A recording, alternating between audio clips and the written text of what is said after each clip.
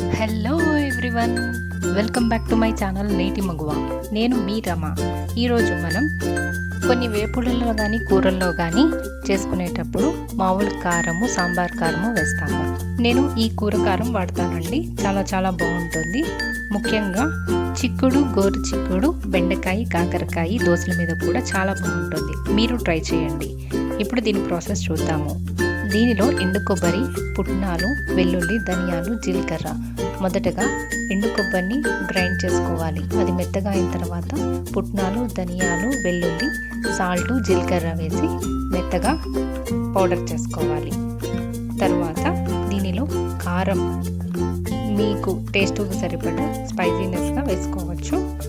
Salt వేసి ఒక్కసారి blend చేసుకోవాలి. దీనిలో కొంచెం బెల్లం ముక్క కూడా యాడ్ చేసుకోవచ్చు, అది ఆప్షనల్. ఈ పౌడర్ రెడీ అయిన తర్వాత ఎయిటెడ్ కంటైనర్లో ఉంచి భద్రపరచుకోవచ్చు. ఇది 1 month అయినా ఉంటుంది. మీకు ఈ వీడియో నచ్చినట్లయితే please like, share and subscribe my channel. Thanks for watching my video.